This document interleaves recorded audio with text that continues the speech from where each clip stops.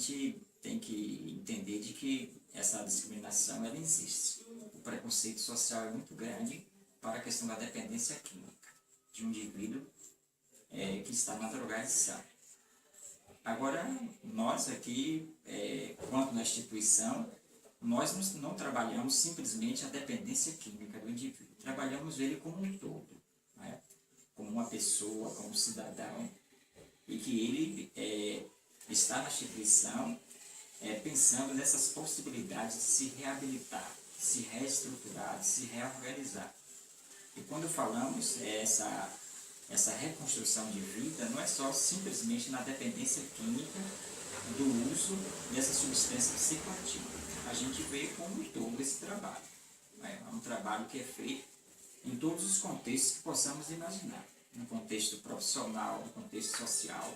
Ou seja, nós trabalhamos com a articulação desse indivíduo, para que ele possa vivenciar o exercício da sua cidadania em todos os contextos. Não só simplesmente no tratamento de dependência química. Não é? Uma preparação. Mas também em todo esse contexto de trabalhar ele não só na instituição, mas também já, digamos assim, alargando essa consciência dele estar lá fora, não é? Para que ele possa se projetar no cenário social, no cenário profissional, e assim, se pudermos dizer, em todos os aspectos que possamos imaginar. Porque muitas vezes o fato do residente estar na instituição é uma zona de conforto. E o grande desafio é ser quando ele sair da instituição. Porque tem a certeza que as drogas novamente vão ser apresentadas para eles. Né? Como é apresentada para todos nós. Né? Porque antes existiam os famosos grupos de risco da drogadição. Hoje não. Hoje as drogas estão bem presentes em todos os segmentos da sociedade, em todos os lugares, na zona urbana, na zona rural, nos grandes centros, nas pequenas cidades, nós podemos vivenciar esse contexto de drogadição. Então nós aqui trabalhamos com esse residente, não só ele na instituição, mas pensando o período pós-internamento. E ele vai ter que voltar para a sua vida familiar, para a sua vida social, para a sua vida religiosa, para a sua vida profissional. Então a gente pensa em um trabalho de psicoterapia em todos os contextos que possamos imaginar. Porque seria, digamos assim, trabalharmos a drogadição simplesmente, eu diria que seria algo minúsculo. A gente tem que pensar no indivíduo como um todo. Então a gente pensa nessa questão de que esse indivíduo possa se restabelecer não somente no contexto de que ele se recupere da dependência química, mas que ele possa articular outras possibilidades de vida social, de vida familiar, como nós falamos inicialmente, porque alguns deles chegam na instituição com esses vínculos familiar fragilizados, rompidos, e muitos não só os vínculos de família, mas também os vínculos comunitários, os vínculos sociais, porque muitos, em função da drogadição, perdem, digamos assim, as oportunidades de se projetar no cenário social, no cenário profissional.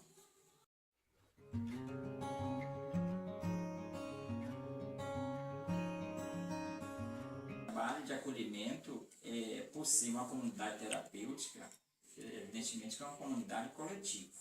O tratamento que é dado a um é dado para todos. O acolhimento que é dado para o menor é dado para o adulto e é dado para aqueles também que estão nessa condição, são acolhidos pelo Estado e pertencem a uma instituição que dá proteção a esses menores que estão correndo determinados riscos sociais.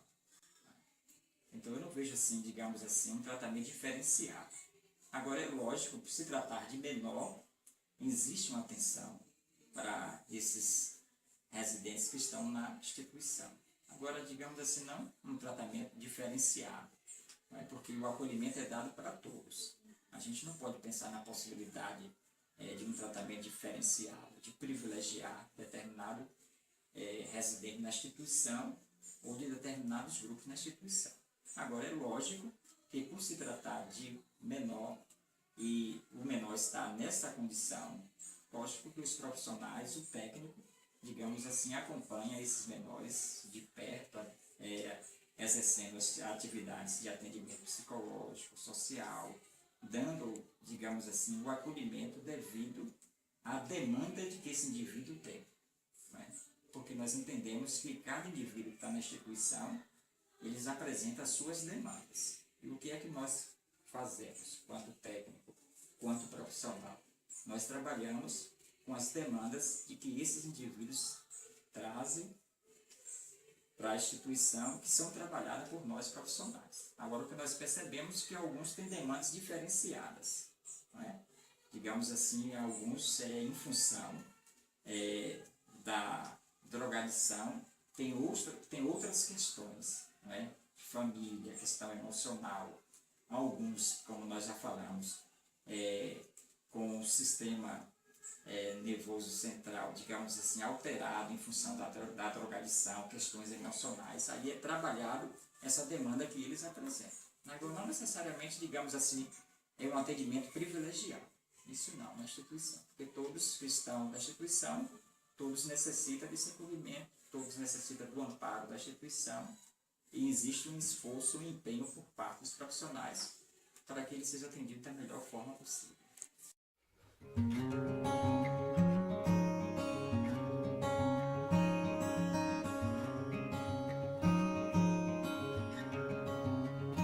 Os menores, os profissionais que fazem atendimento de grupo, fazem um trabalho específico para eles, levando em conta essa faixa etária. Né? Lógico que aí, nesse contexto aí, existe a diferenciação do adulto, né? Que está em outro contexto de faixa etária de idade. Mas, levando em conta, como eu falei anteriormente, que o acolhimento, a recepção que é dada para o menor é dada também para o adulto. Agora, lógico que as atividades de atendimento profissional, digamos assim, aí pode-se dizer sim que é diferenciada, porque são contextos diferentes e são demandas também diferentes, que são trazidas pelo fato de ser menor na instituição. Aí sim há um acolhimento, digamos assim, de um nível de atendimento diferenciado.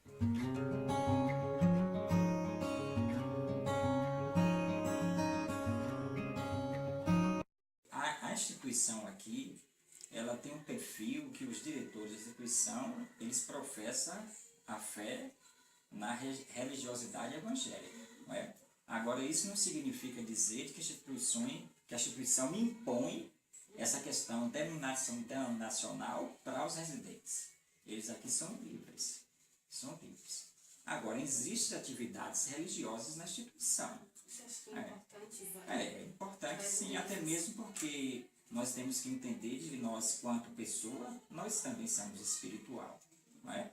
Agora, sim, eu faço até questão assim, de salientar, não é de que a instituição impõe a questão que esses indivíduos sejam obrigados a participar da liturgia evangélica. É diferente. Não é? Eles são livres para fazer as suas escolhas, para participar ou não, né, dessas atividades religiosas que a instituição apresenta.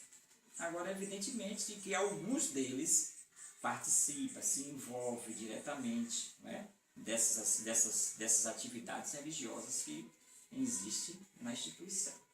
Né? Mas, deixando bem claro assim, a instituição não impõe, os técnicos não trabalham essa questão de religião específica, se o indivíduo é de religião A, B, C ou D. Não. Nós trabalhamos esse indivíduo na questão da espiritualidade que ele apresenta, não na instituição religiosa de que ele faz parte. Nós não trabalhamos nessa questão, trabalhamos na questão da espiritualidade que esse indivíduo traz, que esse indivíduo apresenta, que esse indivíduo sente-se bem, que ele entende de que isso é uma motivação para que ele esteja bem, para que ele esteja em paz. E muitas vezes alguns trazem esse relato, não é? De que essa espiritualidade termina fortalecendo a possibilidade de ele se reestruturar, de ele se recuperar da questão da dependência química. Então, nesse contexto, a instituição trabalha assim com a espiritualidade.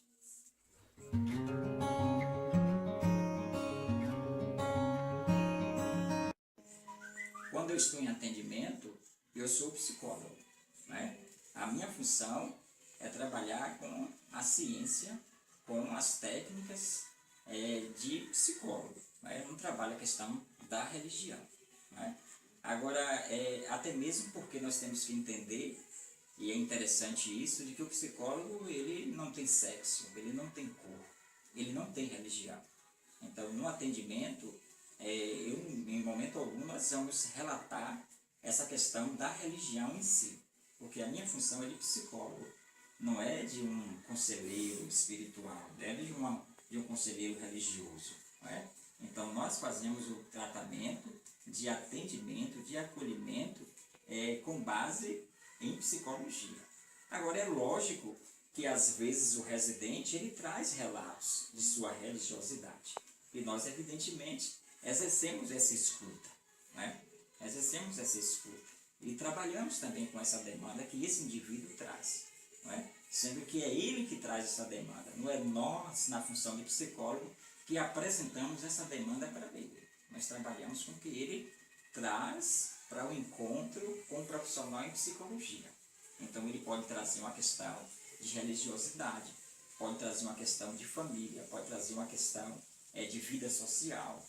E isso aí que é trabalhado, que é a demanda que ele traz e que nós entendemos que essa escuta deve ser feita sempre, até mesmo porque, digamos assim, a principal ferramenta do profissional de psicologia é o exercício da escuta, sempre, em todos os contextos. Então, se ele traz um discurso, digamos assim, organizado de sua espiritualidade, sua religiosidade, nós vamos sim, enquanto profissional, ouvir o que ele tem a falar sobre esse contexto. E alguns traz isso bem presente, isso é muito forte para eles. E nós entendemos de que isso termina sendo uma motivação para que ele se restabeleça. Agora, evidentemente que nós dizemos o quê? Que não é só a espiritualidade, não é? Que existem outros contextos que devem ser trabalhados. Não é? A parte psíquica, a parte social desse indivíduo, não é? A parte emocional. Então, nós procuramos o quê? Nós procuramos trabalhar com todos esses contextos que entendemos que são importantes para que esse indivíduo se restabeleça e possa estar, digamos assim, em estado de recuperação da dependência química.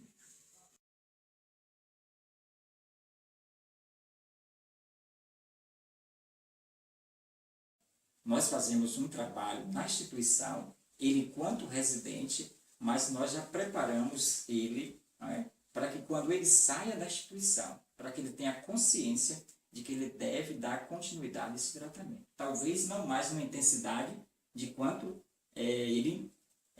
quanto residente na instituição, mas que ele deve continuar o tratamento, sim, deve continuar, senão vai ter recaída. Né? E essas recaídas, a gente percebe aqui, nós temos vários residentes da instituição que vieram de recaídas, que já passaram por várias comunidades terapêuticas.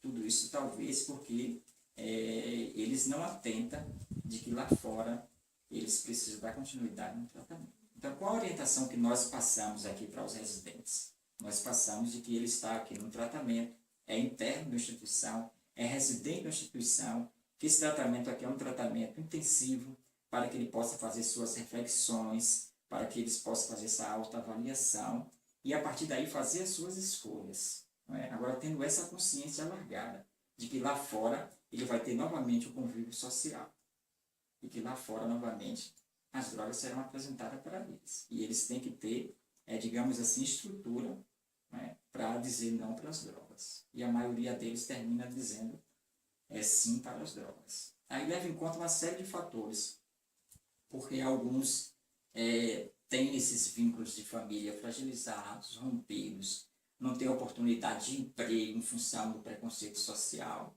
aí termina tendo essas crises existenciais e voltando novamente para a drogadição. Então, por isso que nós fazemos esse acompanhamento com esse residente da instituição, já pensando nessa possibilidade de quando ele sair da instituição. Eu acho isso um trabalho grandioso, que todas as comunidades terapêuticas devem fazer, não só na instituição, mas pensando fora.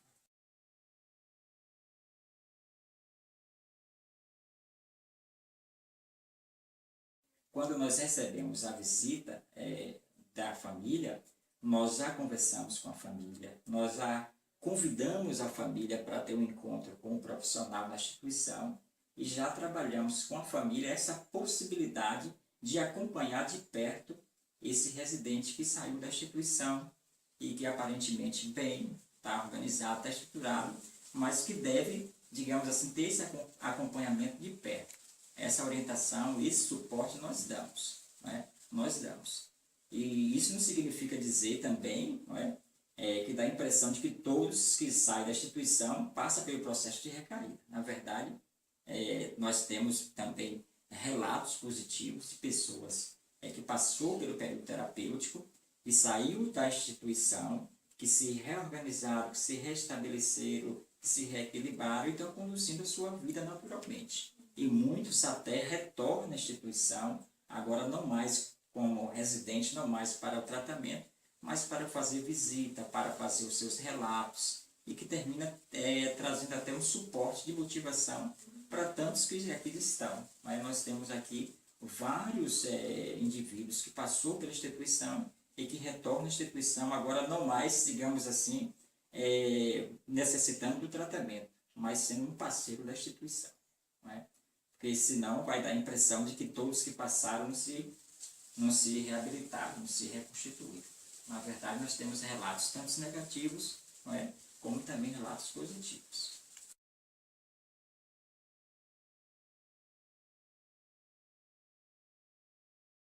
Que existe um número muito grande de indivíduos que passam pelo tratamento terapêutico e não se restabelece. Não é? Ele precisa novamente ser acolhido por uma comunidade terapêutica. Isso aí nós temos assim, eu poderia abrir aqui vários prontuários e mostrar para vocês de indivíduos que passou por várias instituições de tratamento terapêutico, alguns por 2, 3, 4, 5 vezes, e ainda não conseguiu se encontrar, não conseguiu se reorganizar. Mas também nós temos relato de pessoas que só passaram uma vez e estão restabelecidos, estão conduzindo a sua vida social, a sua vida profissional, digamos assim, estão bem. Né? Porque essa é a maior proposta, que o indivíduo esteja bem, que o indivíduo esteja organizado. Então eu acho assim, apesar de que existe uma discussão muito grande com relação à atividade das comunidades terapêuticas, mas existe hoje muitas comunidades terapêuticas que estão implicadas no processo de contribuir para que indivíduos possam se restabelecer da drogadição. Isso aí é um fato. Não é? Tanto que antes davam o nome de centro de recuperação. Não é? Hoje já não mais é centro de recuperação. Então nós usamos aqui comunidade terapêutica.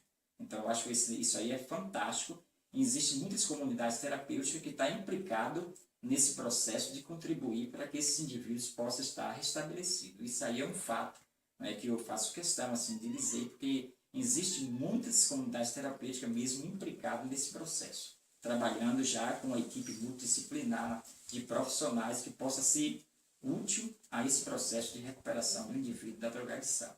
Aqui mesmo creio, não que eu esteja fazendo assim a propaganda, mas eu percebo isso por parte da direção.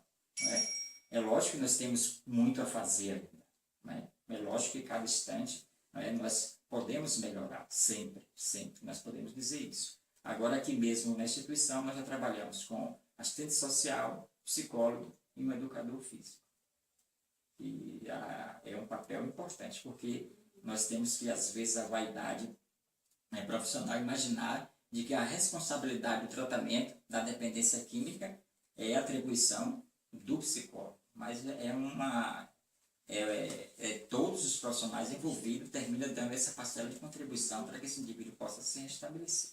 Então, o papel do serviço social é importante, o papel de psicologia é importante, do educador físico é importante, do próprio monitor na instituição é importante, e também dessas relações interpessoal que existem. Porque existem alguns residentes que já estão, digamos assim, com mais tempo na instituição, e eles terminam sendo parceiro de acolhimento para os novos que chegam na instituição. Então, acho isso importante.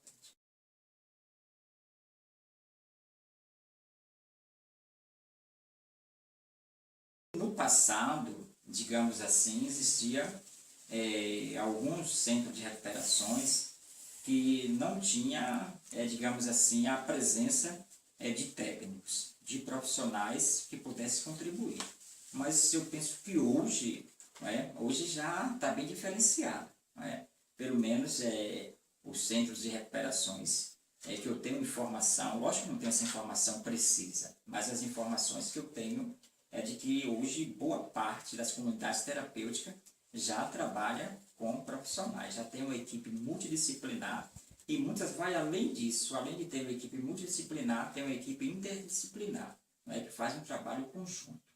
Porque eu acho isso extremamente importante, que não basta ter tão somente uma equipe multidisciplinar, mas ter uma equipe interdisciplinar. Ou seja, os profissionais estão implicados, estão envolvidos na questão desse residente que está na instituição. Então, trabalha, digamos, em conjunto, pensando no bem-estar desse indivíduo, pensando na recuperação desse indivíduo.